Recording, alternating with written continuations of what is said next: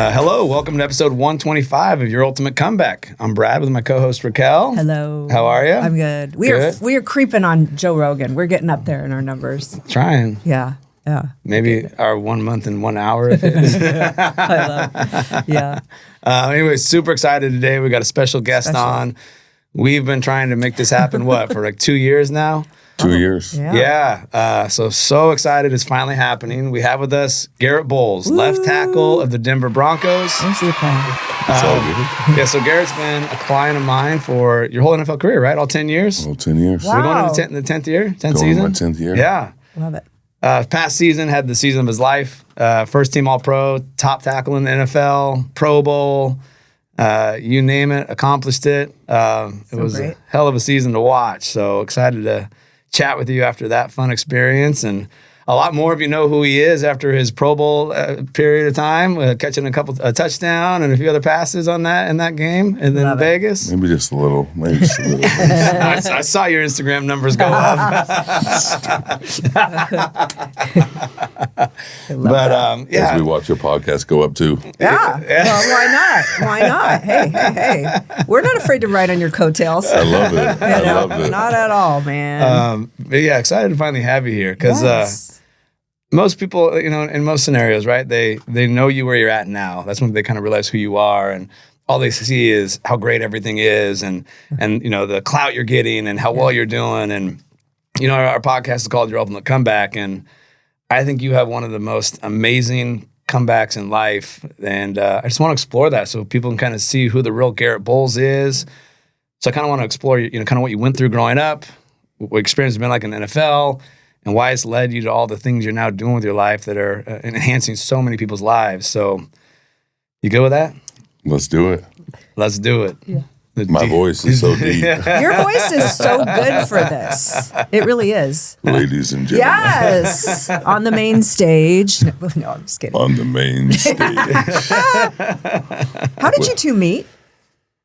So I worked for Rep One Sports, his agency, for a long time, and I would help every year them prepare their college guys for the NFL Combine. And so Garett and I met when I was doing that. I kind of helped do all his nutrition work and stuff, helping him prep for the Combine, and then we just kind of hit it off. And love it. After his rookie season, he came back and has been training with me ever since. So cool. He had to teach me it's all right to fail. I didn't know how to fail at that time. Yes. We had a hard time. That's a good lesson. I was really raw back then. I was real young, raw, didn't really know what I was doing. So Brad and my agent Chase got together and was like, Brad's like, I can help Garett get strong. I mean, I've never really lifted weights. And so we connected in 2017 when I was getting ready for the Combine. His son Gavin and I hit it off super close. I love it. We've been buddies ever since. And then, I came in 2018, off season of 2018, and we were working over in Huntington Beach. Yeah. So, is that where you were? Right off of Beach Boulevard. Yeah. It was Kilo Strength Society when they were first here. Yeah. We talk about them a lot. Yeah.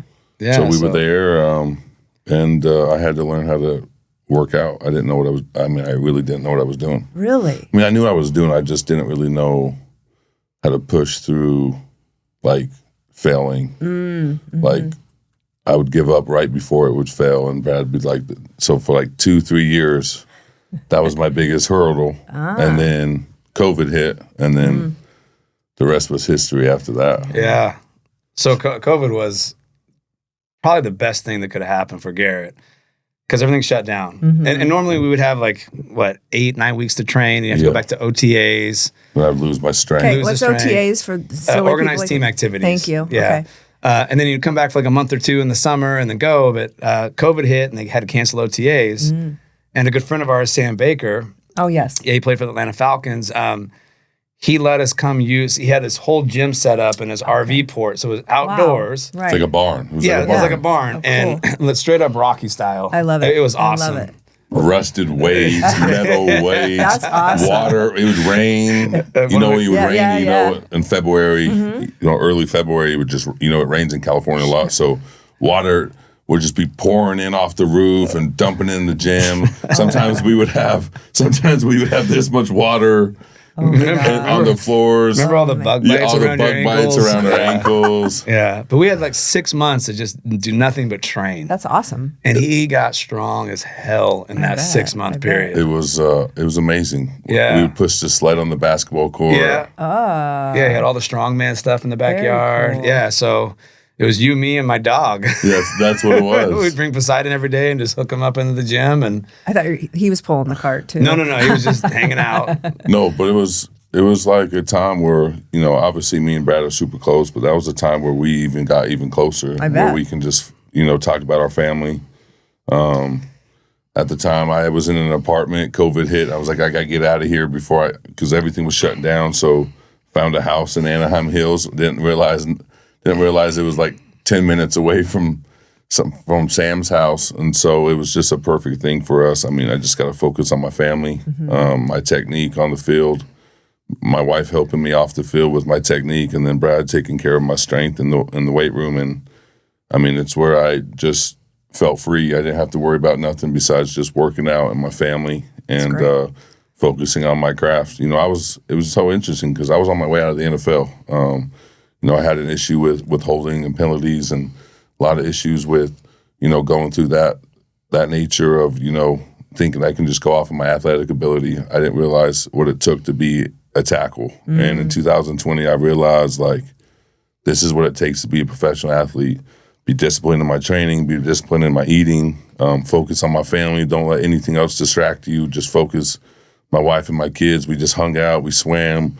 We'd go to the park. She would rush me. She would, hit me with the spin move. I would have to like move my feet. Really? And then, in the mornings, cool. me and Brad would get after it for an hour or two, training, talking just about life. And it was just I didn't have to worry about nothing except football and weightlifting and just focusing on my family. And I feel like that was the biggest game changer in my career. Yeah. Well, yeah, because you went from on your way out of the NFL to your first Pro Bowl, all-pro season. Yeah, 2020. Yeah, it's just so everyone knows, like, if you get the All-Pro honor, so like first team All-Pro, like he got first team All-Pro this year, that means he's the league voted him the #1 best tackle in the NFL. That's incredible. So there's first team All-Pro, second team All-Pro. Yeah.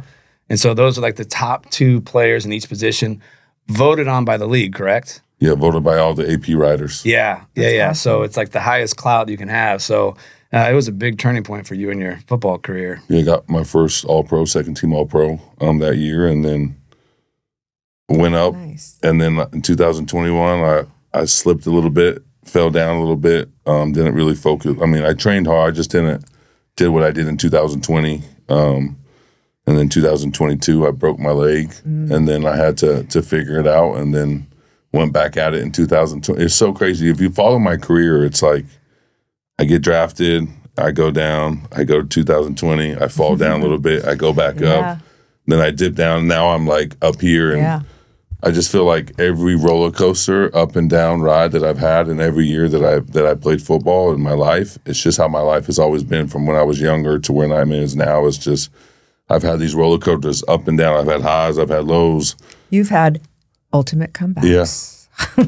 And right? so it's just crazy to look back in my life and be like, man, like, God is good, number one. Amen. And number two, like, I've been blessed with so many amazing people in my life that has blessed me to be where I'm at today. And, Brad is one of those important people in my life that I'm forever grateful for him. And, he plays such an important role in my life. And, just because I'm done training here doesn't mean I don't I do his training in the whole year. Love that. I don't stop it because it's so important to me. It's something that has been a passion of mine. I've learned to love the weight room. I learned to appreciate the grind. I've learned to understand the hurt and the aches and the pains, and I love it. And it's what I thrive off of. And I think it just pushes me every year to, like, what can I do at 33 years old now? Or what can I do when I turn 34? Like, I just feel like the sky's the limit for me because of the people I have in my corner and the people that love and care for me. And, I have an unbelievable wife that holds down the fort for my 3 beautiful children. And, without her, I obviously wouldn't be where I'm at either. And so just if you talk about my team, my GB3 team, it's the best of the best. And I'm forever grateful for all those important people. That's awesome. Yeah. The thing that I've always loved about you is your resilience.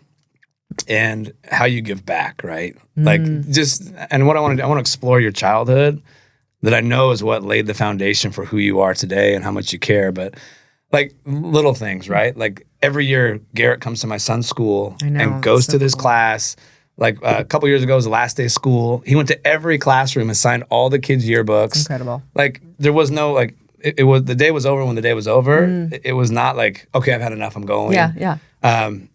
Lets my kid come in and train with him all the time. Whenever we want to go out to Denver for games, we get treated like royalty. My kid's on the field. My kid's walking out to the car with him as all the fans are going crazy, screaming Garett's name.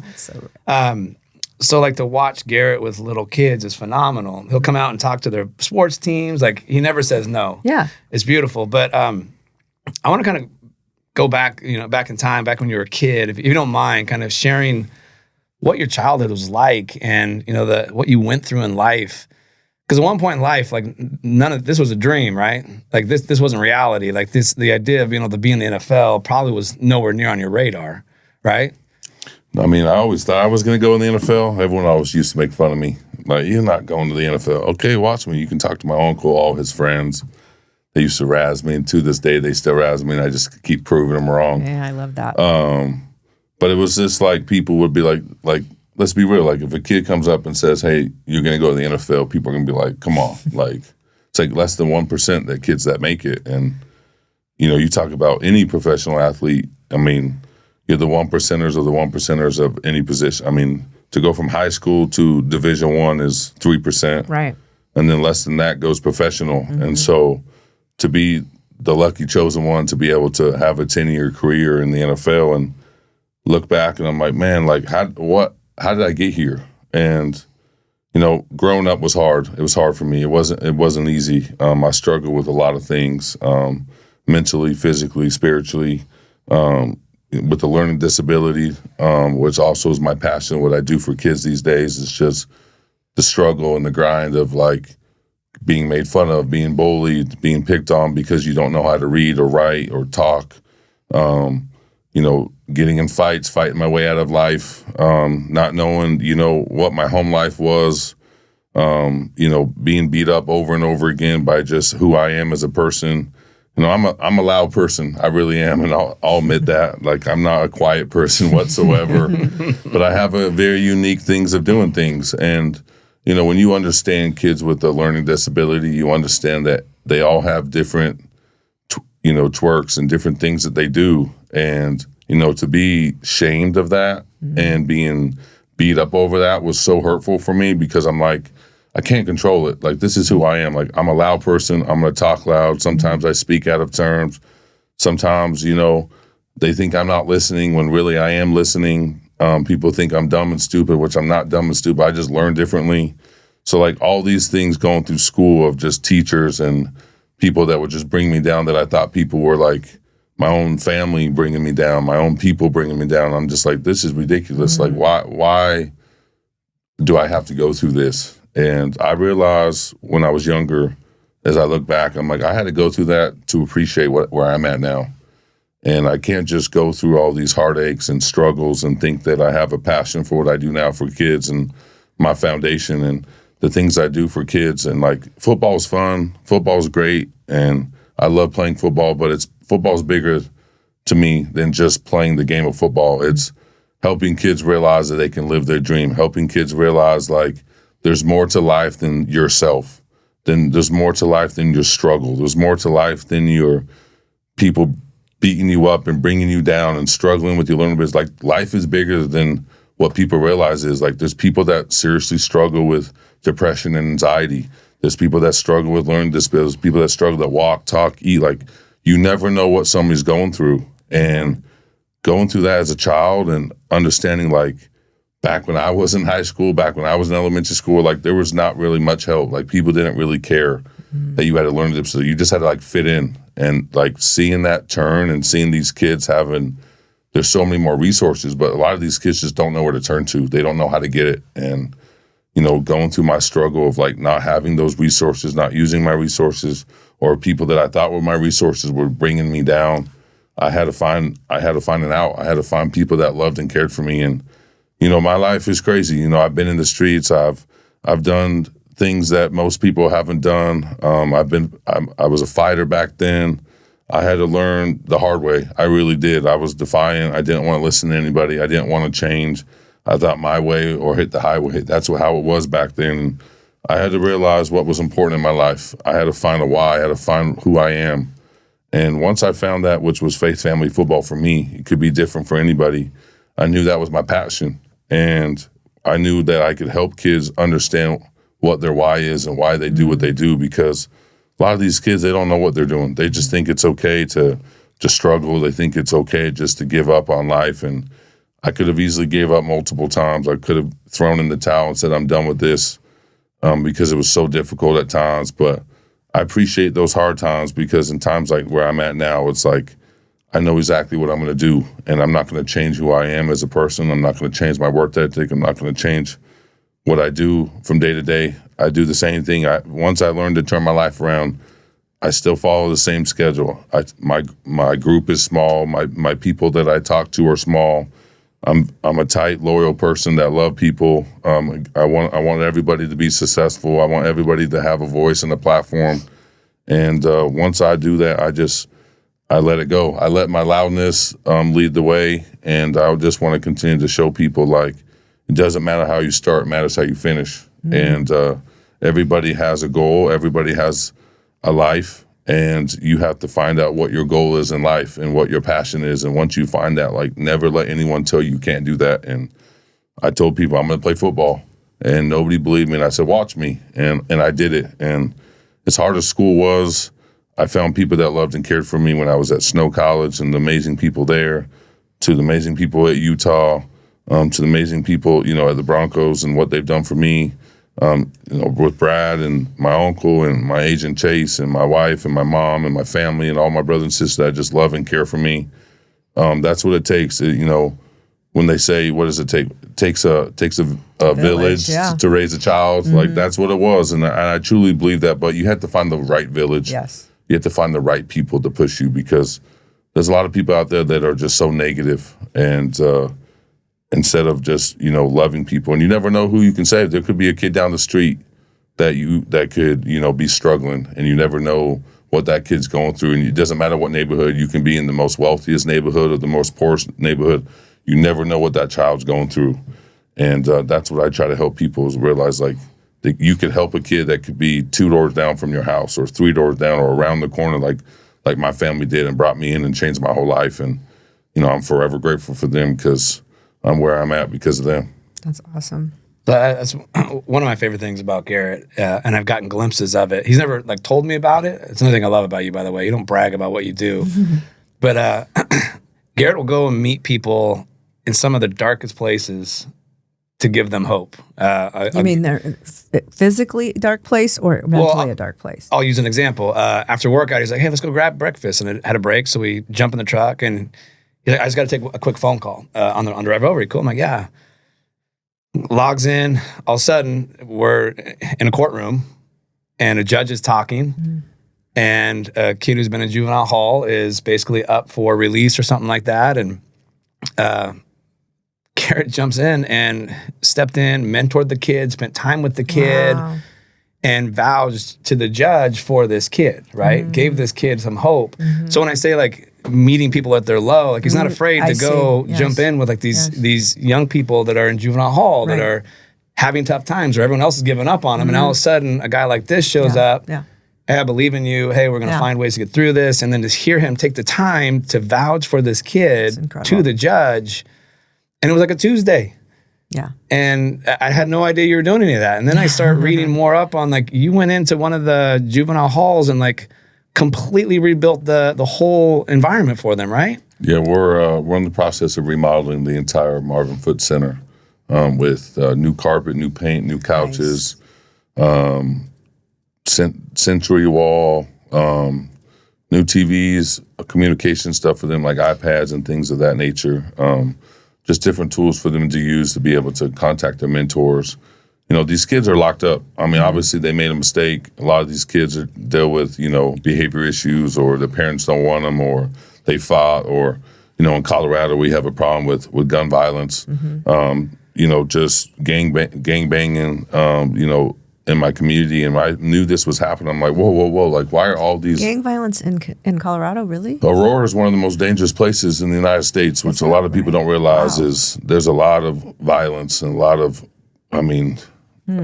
corruption and things of that, and it's devastating to me. These kids will come in and just have no filter whatsoever. They just are just either so frustrated and so low and so down and so angry and so hurt that they would go hurt somebody else or hurt themselves, or fear for their life when they walk to school, so they have to bring a weapon to protect themselves. And when really it's all just a mindset, and it's about surrounding yourself with people that love and care for you. And so when I started going in here and started going in about 2019 is when I started meeting with Magistrate Dumbler, coming up with the courtroom. We decorated the courtroom so when these kids walk in, that it's not just white walls and brown benches, it's motivational quotes. I make videos for them. I talk with them. They can have my phone number. They can talk to me. I can take them to lunch. I take them to dinner. I give them different incentives programs where they can meet, sign football, sign gloves, tickets to a game, communication with me. It's been a lot of kids that I've came in contact with that, have become who I am. And I love these kids, and I have a passion for this, and I love it. And then, about 2 years later, I was like, why are all these kids why are they getting locked up? Why are they still going in there? Like, I thought I was catching them. So not only that, but I adopted a pod in the Marvin Foote Center at the beginning, started talking with these kids, going with them every single day. Gene is a man. He runs the whole detention center. Started talking with these kids, giving them programs. They all get to a level 2, I'll bring in a steak dinner, or I'll bring in wings, nice. Or they get to level 3, I'll buy them a pair of shoes. Just different things that they can have something to look forward to, because, this breaks my heart and I might get emotional. But a lot of these kids have never even heard I love you. Yeah. Like, never even heard I love you, or I'm proud of you. You, or like some of these parents just like don't care. Yeah. And it crushes me, because when I was 18 and my mom told me she loved me when she took me in, like, that was the first time I realized what a mom was in a man's life, and what a parent is, and how that passion is. And so, like, to me, it's like, I wish I could just gobble all these kids up and put them in a giant home and just give them love and care, and give them, their own identity and their own passion. And, talking to these kids, I got one kid that's coming out. He got moved to Texas. Oh no, he got moved. Sorry, excuse me. His family moved to Texas, got out of life. He moved. He's in a prison, an adult prison, down there in Colorado Springs area. He gets out this summer, so I'm excited to see what he's done. Just all these kids come from different backgrounds, and knowing that this is happening in my community that I have so much passion for, I just want to go help these kids. And so I want these kids, like, yeah, they made a mistake, but just because they made a mistake doesn't mean they're bad kids. I always tell people, like, yeah, we all make mistakes. We're not perfect, but what you do after that mistake is what counts. Like, that's the most important thing in your life. It's like, what are you going to do after this mistake so that you don't make this mistake again? And some of these kids learn the hard way, and I can't get to them all the way. And a lot of these kids just are begging for me to keep coming back in, because it's just, but all these kids are like, I help them, but they help me way more than I help them. And like, they give me passion to go play football. They give me passion to be a better father, better husband. They give me just motivation to go be who I am today. And, all these kids are like, well, Garett, you helped me. And I'm like, listen, you don't realize how much you all helped me. Like, I could have easily done this. I could have gone to prison. I could have been locked up for the rest of my life, because those are the choices that I was making. And you gotta, overcome your consequences. And luckily I had a second chance, and I ran with it. And I want these kids to realize, like, you can overcome anything that you put your mind to it. And it's all about just understanding, like, yeah, you're going to have good days, you're going to have bad days, but like, what can we do to continue to work on this path to go live your dream? And, I got kids now that are mechanics, working in a mechanic shop. I got kids going to school now in college. I got kids that are graduating high school, not just with their GEDs, but actually graduating with a diploma. I got kids that are in different programs, dog programs, therapy, just different things that these kids can help themselves. And the neatest thing about this whole situation is I get a text, every once in a while after court, and these kids just thank me, and it just makes me so emotional because I'm like, no, I need to thank you because you gave me an opportunity to let me come into your life and to share some of my wisdom. And I actually learned from your story to help me to continue to live my path, because it's so easy to fall backwards. It really is. Like, I have to wake up every day and realize, do I want to be the new Garett or do I want to be the old Garett? Like, I have to choose that. And when you go through a lifestyle that I have and a lot of these kids go through, you have to make that decision of who you are going to be every day, because it's so easy to go backwards. It's so easy to make mistakes. It's hard to make good choices and find good people. And yeah, I struggle to this day, but my struggles are now becoming my strengths because of the practice and the people that I surround myself with. And I always tell people, I had 8 friends in high school, and 8 friends that I thought were my friends going to be for the rest of my life. And, 2 of them are no longer with us. One of them's locked up, and then 4 of us got out of the lifestyle. Obviously I played for the Denver Broncos. One of my friends plays for the United States rugby team. My other friend owns a huge construction company in Hawaii, and my other friend owns a huge construction company in Pleasant Grove. So 4 of us got out of this lifestyle of just making bad decisions. And, as I get to talk to them on the phone and see that they have their families and their kids and seeing that they're living their dream, it's so cool to see, like, once you find people that love you and care for you, you can it's all about, making a legacy. It's all about leaving something behind that people can follow. And that's what I tell these kids, like, could I go on and go to different teams and different things? Sure. But, like, I love Denver because I get to create a legacy, not just for me, but for my family, for my kids to follow, for my great grandkids soon to come. Like, I want people to know, like, what has Garett done?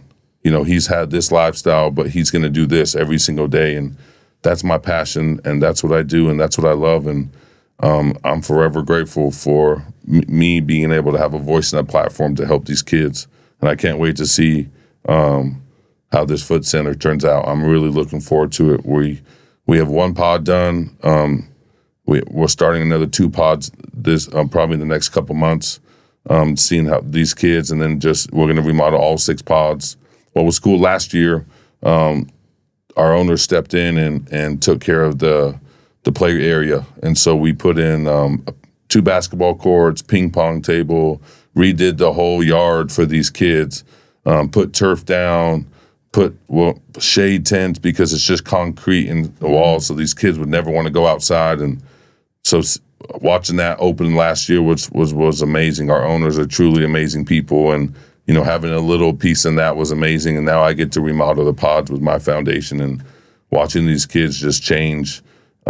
Local artists are coming in and painting murals on the walls and different things, using just the local people in Denver to help these children. And it's been a blessing to watch it all come unfold.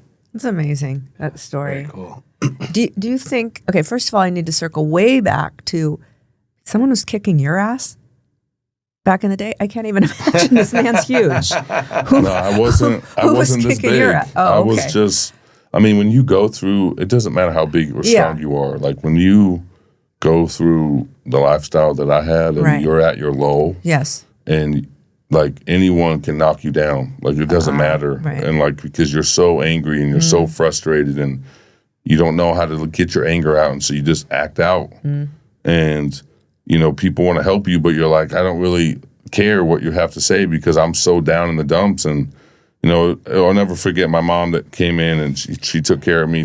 They became my legal guardians in the 7th grade. And, during this time, I'll never forget, like, I was sitting on the top of the stairs. I call it my eagle's nest. I was overlooking the stairs. I could see everything as she was making me an omelet. It's one of my favorite things when she makes me an omelet from our fresh chicken eggs. It's, like, delicious. Yeah. Sitting there talking, and I'll never forget, she's like, I asked her, I was like, are you going to love me? And she stopped, and she's like, what do you mean? And I was like, are you going to love me? And because I never knew what that was, that love, that pure love. And she's like, are you going to love me? And she's like, I'm going to love you. I'm going to be there when you're married. I'm going to be there when you have your first child. I'm going to be there when you play your football games. I'm going to be there. And she just hugged me and kissed me. And, like, I never knew what love truly was. And in that moment is when my life turned, because I truly knew what that love was. And she's never lied to me. She's been there for me from the minute that she said that. And that's what that's what it was. And so when you're at that low in your life, when nobody loves you, nobody cares for you, like, you can fall.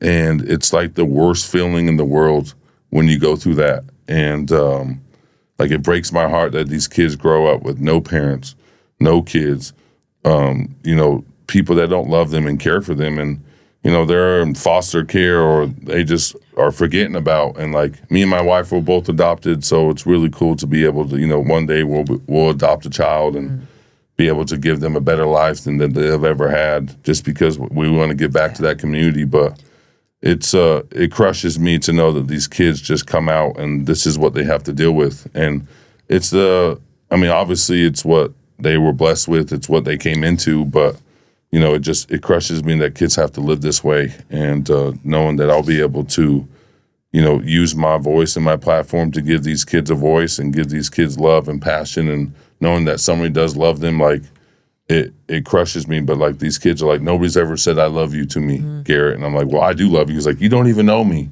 And so like, at first these kids are like defiant and they fight me. And I'm like, listen, bro, you want to wrestle right now? We can wrestle. And we get after it. But eventually, like, these kids just break down and we get to have deep conversations and being able to like feel their heart. Because at first they're like, dude, you're just some big white boy that doesn't want anything to do with me. And I'm like, sure, bro, you can think that, but like, I know how you feel. Yeah. And he's like, what do you mean? And I share my story and they understand, like, I've done it and I've been there. And to be able to be in that type of a role model for these kids is just everything to me. And, you know, it's amazing. You know, every year I find new kids and new passions and new things that just push me. But it's not just for me, but it's cool because my kids are never going to experience what these kids experience, because I'll never let them. Yeah. Because I'll love them and care for them and I'll give them exactly what they need. But I want my kids to understand, like, this is what dad used to be like.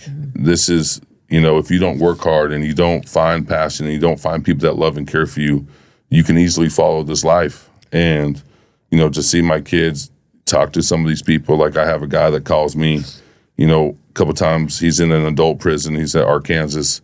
Mario went down there with the owners this last year, fell in love with this guy. He's painting one of the largest murals in prison. It's like, I don't know, just wraps around all the walls about a guy that goes into prison. It's his whole life story and it's him. And I got to know this guy, and he's a huge artist. And so we're going to use him to paint for our juvenile detention center and different, you know, all the pods are named after animals. Like, we got hawk, we got carnivore. And so he's going to make these paintings for these kids, and we're going to put it on like wrapping paper and wrap it on the wall so these kids can be like, oh, I live in the hawk family. I live in the, cool. You know, all these different animals. So knowing him and get to talk with him, like, he's locked up for the rest of his life, and being able just to hear his story and his compassion, like, it's so cool just to hear these people's lives. Like, why did you make this decision? Why you do this? And just reminds me of, like, if you don't feel loved, and it's all about love, and if you don't show these kids love, I mean, they're going to fail every single time. And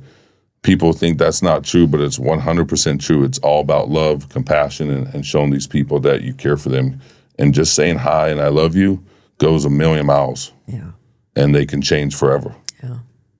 Truly a passion project for you. Oh, for sure. 100% passion. Yeah. I mean, I don't just do it to look at me, or because it's what I have a foundation, I'm going to do this. No, I do this because I actually love these kids. I care for these kids, and I want what's best for these kids. That's incredible. I love it. Didn't think I was going to cry in this episode. Oh, I figued you were going to. You had no idea what was coming. I didn't bring any damn Kleenex. That's why I didn't share any of it with you. What are we going to talk about? You'll see. Even Garett asked, what are we going to talk about? Let's see. So we got that side of Garett. Yeah.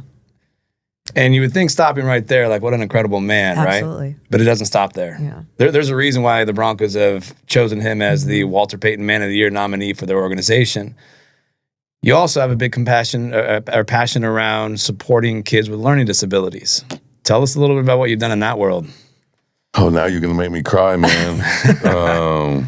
This is the stuff that, like, everybody knows Garett, big, loud, fun, right? Like, they have badass. They know the idea side. of the depth of this man and what he's giving back to the world. That's why I've been so excited to have you on this podcast. I know a little, because, I mean, when my daughter's been with me in the gym, I mean, just to see the way you talk to her, as a young woman Yeah. in college. I mean, I was like, wow, this guy he's different. He's built different for sure.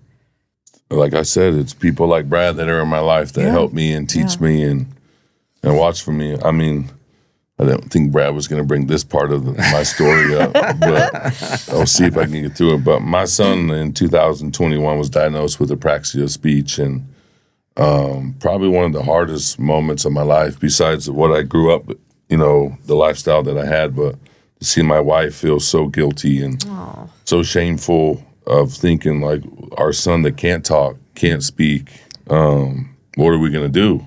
Like, I'm in the middle of the football season. I didn't get to, we were down here in California because we're still coming off COVID. He was going to a Montessori school, so he could only learn little bits and pieces. Obviously, me and my wife, we went to Belize. We came back. My sister's a special education teacher, so she took her to a school. And one of the teachers was like, listen, I can't diagnose him, but I think he has apraxia. And I'm like, so we got home. We figured this out. There was a special lady about 45 minutes from our house in Lehigh in Payson, Utah, where this is what she does. She specializes in helping people identify what their learning disability is. And there's like a 6-month wait, and we're like, okay, well, what's going to happen? So we go back to California. We get a phone call like on a Thursday saying, hey, you need to get up here on Friday.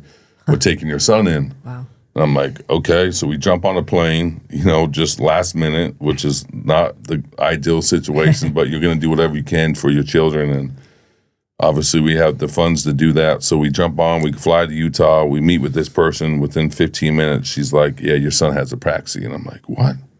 What is apraxia? My wife is crying, trying to figure this out.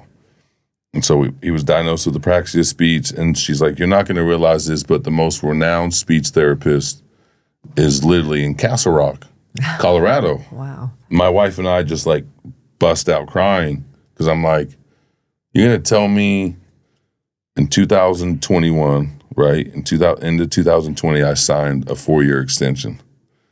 And 3-4 months later, my son was diagnosed with apraxia of speech. And then 6 months after that, we're going to find the most renowned speech therapist that moved from Kansas City. So she's a huge Kansas City fan, Miss Jenny, but she's a Broncos fan by heart now, so it's all good. I've convinced her, but to know that she's going to be 15 minutes from our house, like what are the odds of this, right? God nod. I'm thinking like, oh, I'm going to go somewhere else. And the Lord's like, not so fast. We'll keep you in the orange and blue, which I'm not complaining. We love Denver. We're so grateful for Denver and what they've done for me. And, there's so many reasons why I'm in Denver. Obviously, it's one for my son, Kingston. And so we called this lady. We're trying to text her. We're trying to email her. We're trying to get into her. Like, she has people from all over the world that fly to her. She had a school in Kansas City that she sold and moved to Colorado. So she was only seeing certain people. And she's like, I don't care if you play in the NFL. Like, it doesn't matter what your kid is. Like, that doesn't mean anything to me. And I'm like, no, Miss Gina, like, we need to see you. And eventually, she like accepted our email.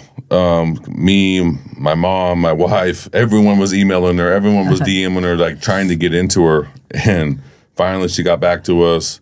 Our house was getting remodeled, so we were in a rental property. So we got to do this 4-day intensive therapy right around mini camp, which is, in June of 2021, right before we go off for the summer. So mini camp is basically like a 4-day, you do your physical on a Monday, and then Tuesday, Wednesday, Thursday is like practice, and it's a little bit longer than OTAs. You're done around like 1 or 2.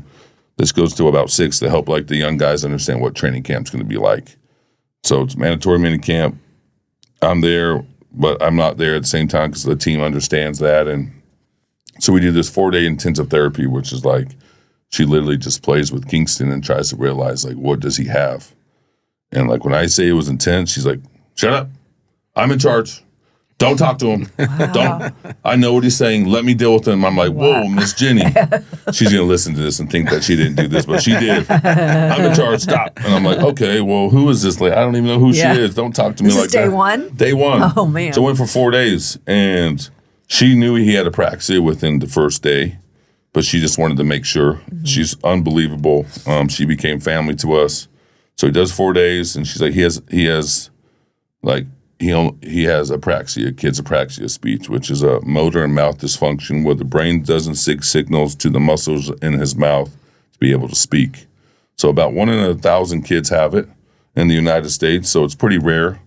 So if you take a 75,000 stadium, you only 75 people have it in a 75,000 seat stadium. So it's not a lot of people.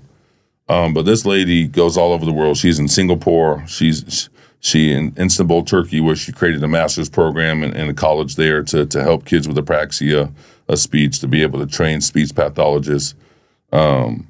She's gone to Singapore, she's gone to Chile, she's gone all over the globe to help kids and to create master programs. I'm like, okay, well, as we go through this, as Kingston's been doing this for years now and seeing this, I keep talking. I'm like, listen, we should do something together.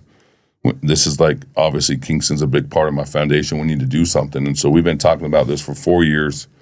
Finally, she's like, let's do it. So we opened up this past June. We launched the first, it's called B&B, Bolles and Bjorem Training Center for speech pathologists to come in and to learn about Bjorem speech criteria. And I think we're going to name it I Am King, and so, which is for my son Kingston. So he's a big part of it. So we have a whole building. She makes flashcards and her whole business, Bjorem speech, for speech pathologists to learn and to teach these kids. And so she has a whole production line that she sends all over the world for kids and parents to help their kids speak, because she can't just meet with everybody. So we found this. I had a passion for this. My son was struggling. I wanted to do something. And so we created a training center to be able to train speech pathologists to come in, learn the I Am King program, learn about apraxia speech. So it's so interesting. When you go to school to be a speech pathologist, it's a 4-year program, but you only learn about apraxia maybe 1 or 2 days in a 4-year program, very limited. And a lot of people don't know this. And so a lot of these speech pathologists, they know about kids with apraxia speech. They think it's autism, completely different, 2 separate sides, completely separated. Now, kids that have autism do have apraxia, but kids that have apraxia don't have autism, completely different. And basically, to get apraxia, we're not quite sure how you get it, but we think that it has to do something with trauma to the brain. So my son was born early. He swallowed a bunch of amniotic fluid. He couldn't breathe, and so he was in the NICU for 4 or 5 days.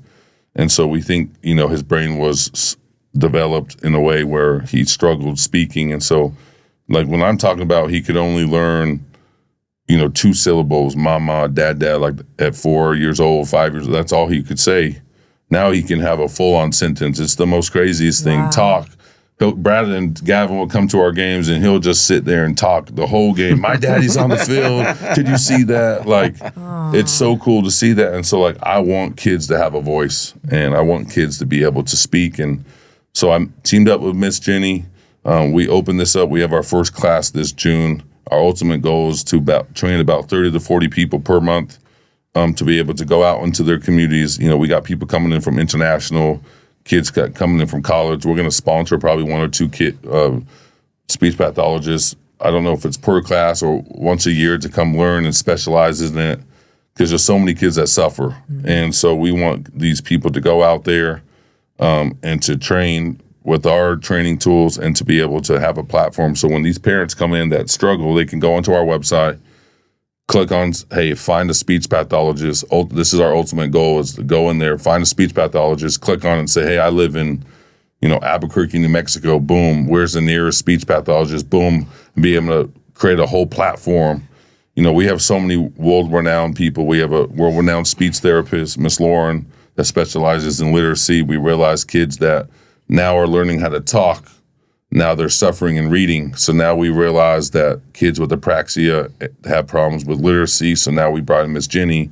We brought in another amazing woman from Dallas, Texas, that is on our board. Our board members are incredible, most renowned in all their different categories. We have the best board in the world to be able to put together this program to help as many speech pathologists to understand our program, but not only that, but to give back.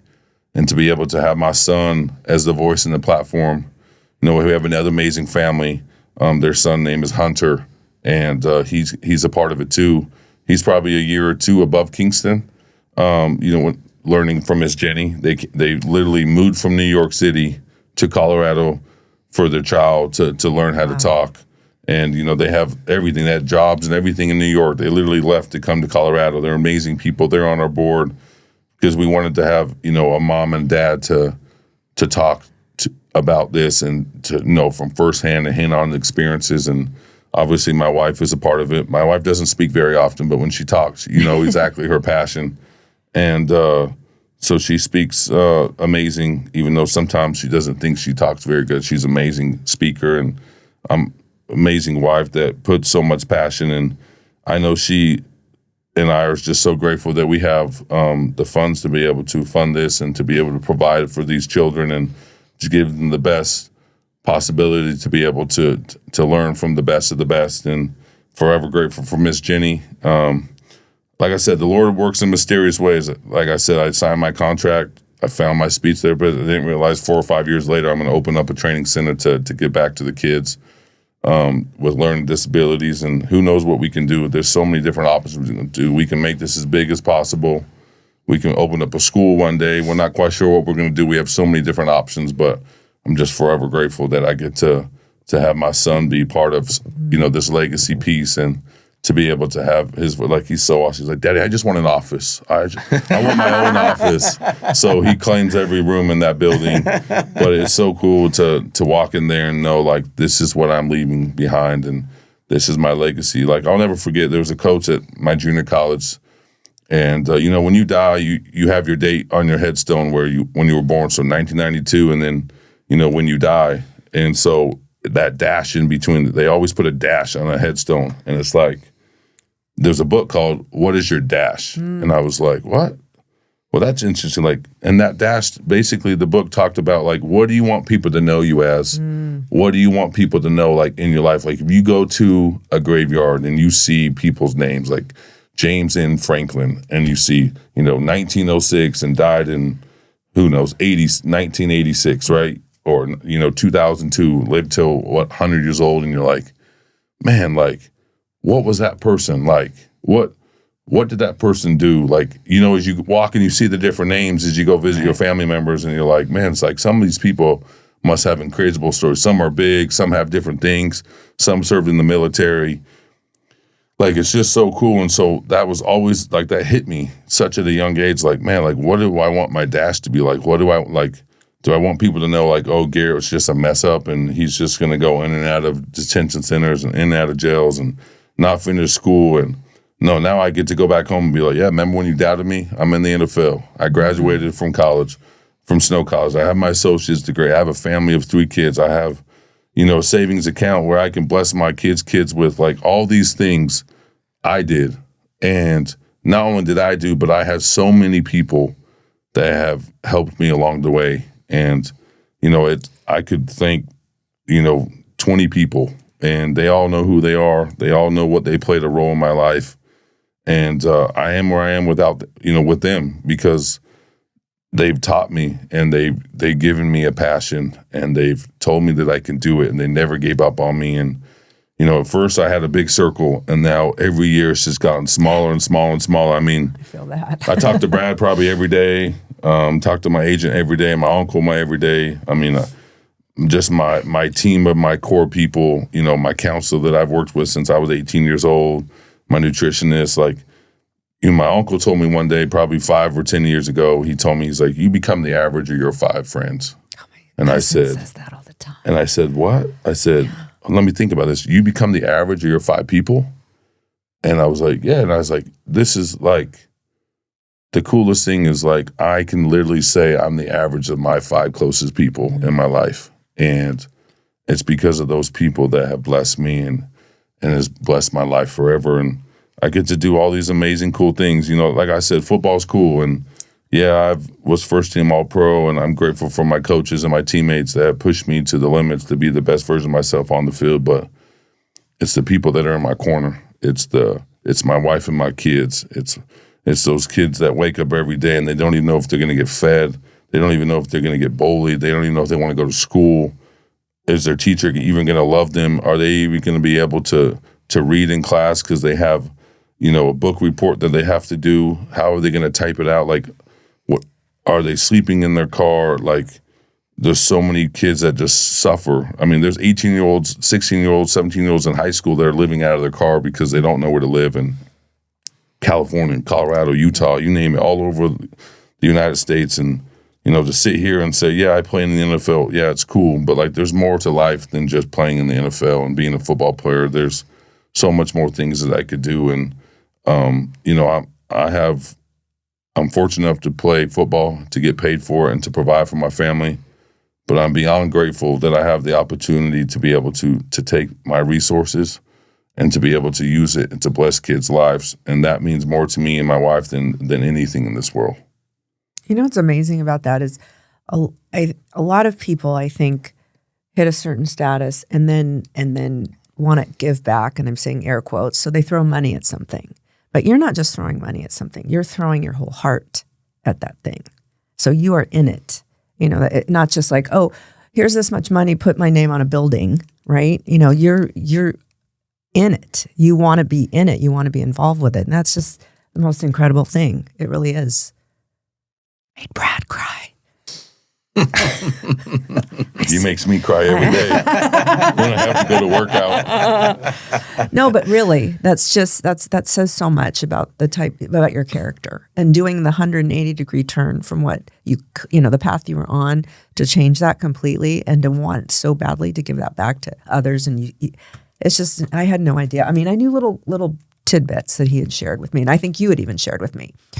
But wow. Well, Mark's my one of the greatest things I've ever learned is that when life falls apart and you're in that deep, dark place, that there's an opportunity there. Sure. Like, oftentimes your greatest struggle leads to your greatest gift to give back to the world if you choose to use it. Yes. And this is the perfect example. Yes. Yeah. And okay, I'm going to cry. But this is why you mean so much to me. You know what I mean? Like, this is why I'll just leave it at that. Like, but this is why you mean so much to me. You know what I mean? Like, this is why it doesn't matter what time of night you want to train, how early. Like, I'm always there. You know what I mean? You just got to go find Kleenex. Yeah, this is just an example of a man who has taken his darkness and turned it into his greatest gift. Into light. And I just wanted the world to hear it, because he doesn't really talk about it unless you.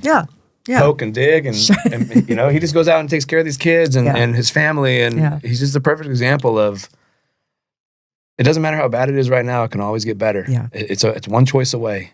Yeah. And well, you guys make me cry. So, everybody's crying. It's crying. But I mean, friends, this is Garett Bolles. Like, this is why I'm such a big fan of his, and this is why I was so excited to have you on the podcast, and I want the whole world to know. Who the man is behind the helmet. Yes. And there's a lot behind that number 72. And absolutely. It's awesome, man. So thank you for coming on. Well, I love you all, man. Love you too, bro. Forever grateful, Brad. Yeah. You know that. Your family is my family, man. And I would do anything for you, your wife, your kids. I mean, what you've done for me in my career, I mean, I can't even pay you back, dude. So. Oh, you've paid me back plenty. This is the man. Yeah. He trains with me. You know that, right? Oh, I know that. I hear about it all the time. People don't really realize this man trains with me. This hurts. This is so hard. But no, he's it's crazy because in 2020, I was second team All Pro, and I was like, he trained with me. Then last year he trained with me, and I was first team All Pro, and I was like, I went to Brad, gotta do it. a month and a half ago, and I was like, Brad, listen, dude. Because last year, he got really sick. Yeah. He got shingles, which not a lot of people know about that, and that we talked about it on here. crushed me, watching him go through that. Because if you know Brad, I mean, this dude is a grinder. He loves his kids. He would do anything for his kids. Totally. I mean, I've seen him high, low, in between, everything above. We hung out and had real life conversations. Like, the people that I hang out with that are my closest people I may be misunderstood most of the time, but if you just take the time to get to know me, understand where I come from and what I do, you'll be a part of my family forever. And so this man is over here struggling, and I teased him. I didn't realize how bad it was. I felt horrible. Show you? Showed me it. I was like, holy cow! But this man every day would get up and train with me, talk with me, push me. He lets me go as far as I can. He knows how to push me in a way where most people don't. And that's what I love about him. He's more than just my trainer, my coach, my friend. He's a brother. Yeah. And as I got to know him, I got to know you, get to know your family, and watch you work out and tease you about when you trained before me. But no, this is, it goes to show you, Brad has clients that are just family, and they're not, there's people that he's trained for 10 plus years, and there's a reason why he's so successful. And, you know, it's not, a lot of people don't do what we do. They don't train the way we do because it's hard. And people these days aren't looking for hard, but you have to push yourself so that you can see the success that you can do. And the body and the mind is so powerful and so beautiful in its own ways. And when you learn to train it in a way and let it adapt to what your abilities are as it overtakes you on your journey, like your body and your mind can do anything. Like, you know, it's crazy. You know, a lot of people talk about the NFL and military and they think it's the same thing. I think it's two different things. I'm not in a war zone. I'm not getting shot at. I'm not getting killed, but the mentalness of like the special forces of like, you can put your body through so much to the point where it can fail. Like, you know, you go watch Bud training or hear about Bud's training about a Navy SEAL, like they're drowning, they're choking, they're rolling the mud, they're singing, they're like, and the guys that make it, and you get to talk to them. Like I have a good friend, you know, Sergeant Brownie that just retired probably 2 years ago. He's probably going to tune into this when he sees it on my Instagram, but he was remarkable. And I asked him a question. I said, how did you do it for 20 plus years? And he's like, you don't realize what your body and your mind can do when you believe in yourself. And I was like, wow. And that's what it was. And so to me, that just meant the world to me, is like what he has done for me. It's pushing my body and my mind to a whole different level. And like, I could do this and go back to Denver and not do it again. But like, I'll be in the middle of training camp. I'm doing my workouts, and not only that, but I'm doing the Broncos workouts, and I'm going home to do this workout because I know how much this means to me. And it's what me and Brad do. It's, you know, it's what he does for me is his success too. And I'm just forever indebted for him. And I don't even know how I can thank him for what he's done for me. So the only thing I can do is love him and cherish his family. And that's all I know how to do, because that's what he's done for me. So I'm forever grateful for him. I mean, the conversations we have, he knows when I'm sad. I know when he's sad. We talk about it. We joke about it. You know, we're listening to Afro beats, lifting weights. We're lifting to reggae. I mean, country, you name it. We're just having a good time. It's like two brothers just training together. And, you know, I look forward to it every year. And, you know, when I have to leave to go back to Denver, it crushes me. You know, I was looking forward to. His daughter almost came to Boulder, and I was like, man, is he really gonna come? Is he really gonna come over to Denver? I hope he does. Yeah. Then I get to be with him more often. Yeah. But you know, I get to come out here to California. My wife knows how important it is for me to, you know, not just to get away, but to be here with Brad. And my wife knows when Brad comes, like he sits with my family in the suite. Not too many people get to go up there. My wife is very particular who gets to sit there. I don't blame her. She lays the law, but she knows that we love Brad, we love his family, and like I said, I'm grateful to be here with you all today. Well, we're grateful. Well, thank you, man. Appreciate having you. Yeah. Will you share your foundation with our listeners? Yeah, so my foundation's the GB3 Foundation. We'll tag it, right, Caesar? Yeah. It's I probably should know my website, but I don't. We'll tag it. What is it? I think it's the GB3Foundation.com. I think that's what it is. Correct me if I'm wrong. But no, it's basically it's a foundation to help underprivileged kids when it comes to mentally, physically, spiritually, motivation, talking with them, guiding with them, teaching them about nutrition, how important that is for a body to change, teaching them about balance in life, mentoring them, giving them passion, giving them. We're doing projects, raising money for the pods, raising money for B&B. Who knows what else that we have in stored. I'm just forever grateful. I like to work on about a project a year. Big project. Used to be small, but now we're remodeling the pods. I'm not sure what else I'm going to do. Continue to make B&B as big as possible. Continue to push my son Kingston in the foremost of it, but just to give back to the community. Obviously, we launched last year officially. We launched my foundation in Denver because it was just been big in Utah. So, we do free camps for kids. We have one in Utah, one in Colorado. Been doing it for, now almost 8 years now. I had to stop during COVID, but we picked it right back up to give kids a passion. Kids from 2nd grade to 9th to 8th grade. I feel like that's like the generation where I can bring in some of my teammates, from college. University of Utah comes, BYU comes, and we just get to have a big day in Utah. I have one, end of June 29th in Utah, June 8th in Colorado. It's free. I don't want these kids or families to pay for it. I want these kids to come around and to experience what football's like and to go through drills, go through different cones, go through different things. I love it. It's like I look forward to it every year. Pay for it my own self. I don't. It's just what I do, and use my own money to do it because I love these kids and I want them to have a passion and to know, like, hey, I can play football, or hey, these kids come with a smile, like, oh, Mr. Bolles, we love you, or hey, you don't know what you've done for me, or I'll walk, I'll go to the grocery store in like November or one day and I'll see my camp shirt on, like it just puts a smile on my face that these kids enjoy, and so I love my foundation.